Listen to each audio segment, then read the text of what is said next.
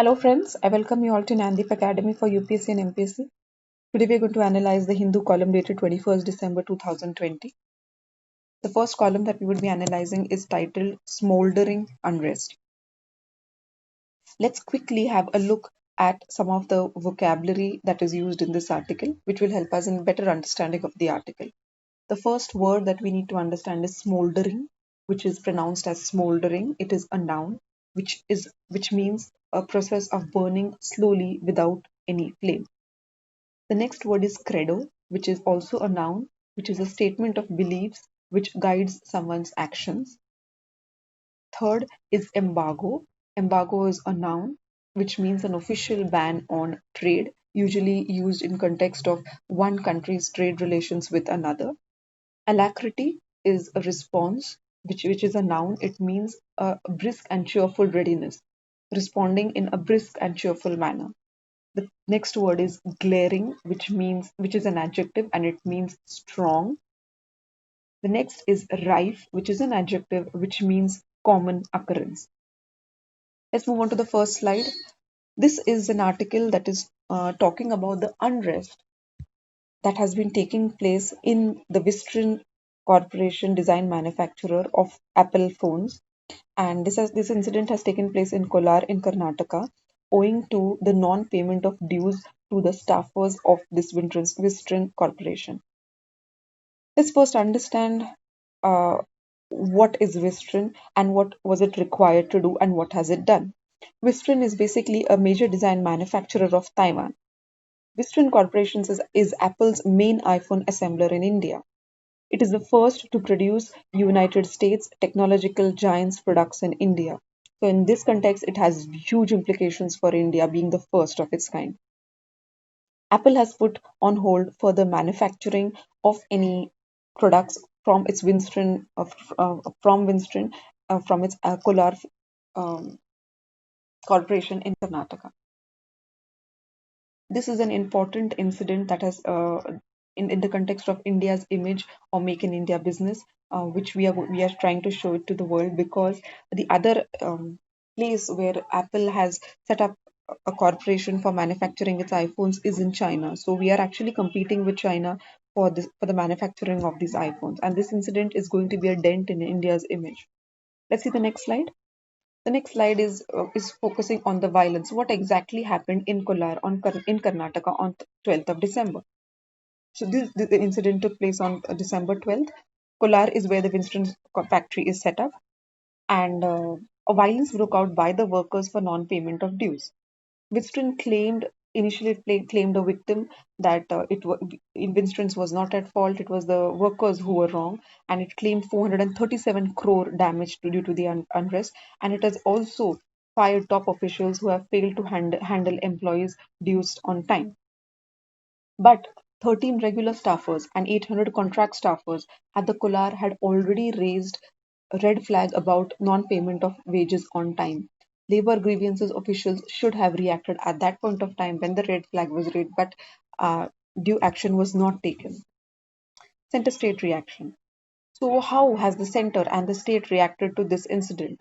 Because it is not only about any random incident that takes place in a factory or in a company. It is all about India's image. It is also going to talk about India's trade relationships with the US, because US is going to think twice before investing um, in such businesses with India. So both the center and the state have responded with alacrity, that is quick response by both of them. At the same time, they have ordered an inquiry into the incident to understand what exactly went wrong and who is at fault. So far, 160 people have been arrested due to the incident. And the PM is very worried, has used these words that he's very worried and wants the operations to restart as soon as possible, because this is an incident that is going to um, dent, that is going to spoil India's business image. The centre has also asked the BS Yediyurappa government administration to look into the incident, identify the culprits, and ensure and ensure the large-scale sentiment is not affected due to one-off incident. Apple has also inquired into this incident and has actually found lapses in the Winston's treatment of its employees. What needs to be done? to prevent such actions or to prevent such incidents in future. There should be an enforcement of labor's law for employees' benefit will make India attractive when it is compared to China, where exploitation is ripe. So people would definitely prefer India as a destination for their business, provided there is an enforcement of labor's laws. India should concentrate on providing higher standards in environmental, social, and corporate governance. Only then India can be made an attractive destination. Employer and labor disputes need an even handling, and they should be handled in an equitable manner.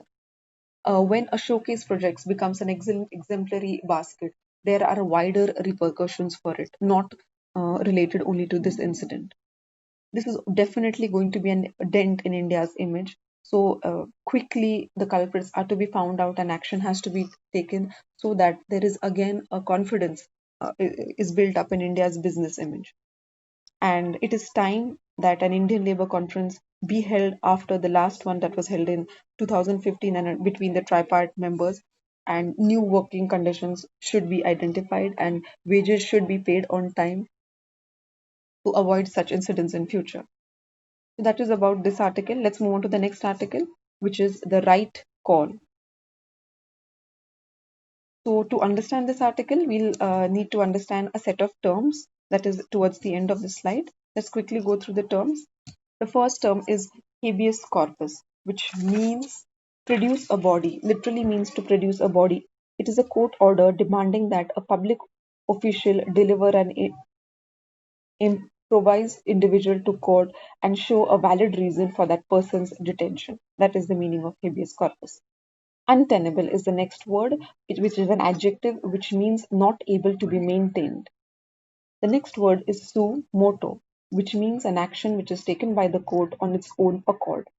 The next word is nullification, which is a noun which means to prevent action or operation. So let's see the first slide to understand this article. And the first slide is about the Supreme Court. So, what has the Supreme Court done in this article, which is called the right call? Let's quickly, I'll just give you a summary of this, then we can go slide by slide. The Andhra Pradesh High Court has ordered the Andhra Pradesh High Court has ordered a judicial inquiry into the constitutional breakdown in the Y.S. Jagan Mohan Reddy led government in the state. Now, this is actually termed an overreach by the Andhra Pradesh High Court because constitutional breakdown is the prerogative or it is the power of the executive, not of the judiciary.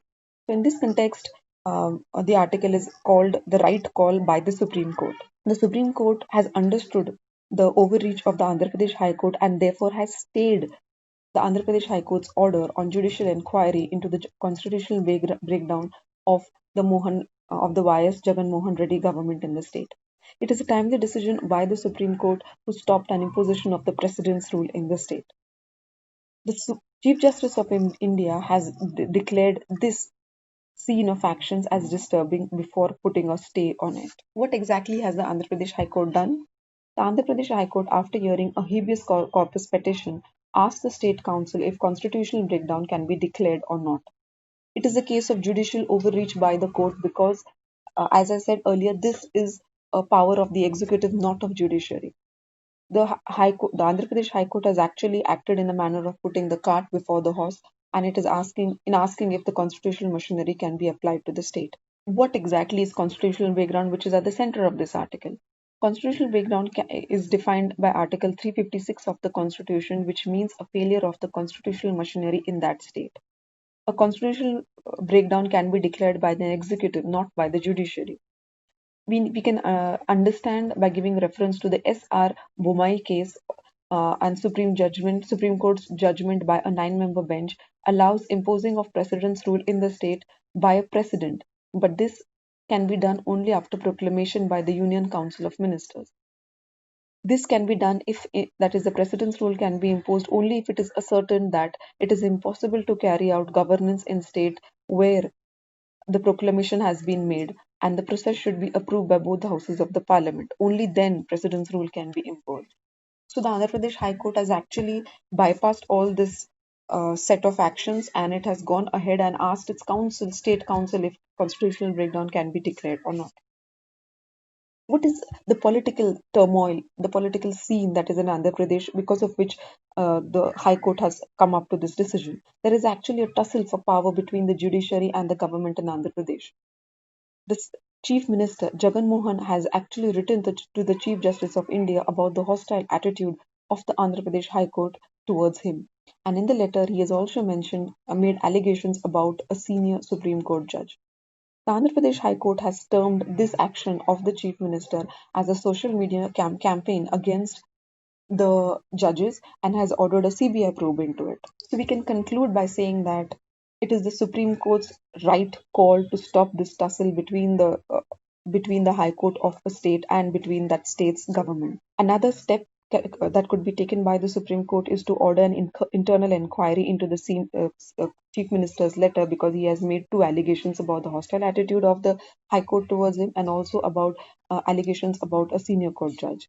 And the third is a total nullification of the High Court order so that such a precedent is not set in the other states, wherein the judiciary takes the power of the executive into its hand and is trying to declare a constitutional breakdown into the states.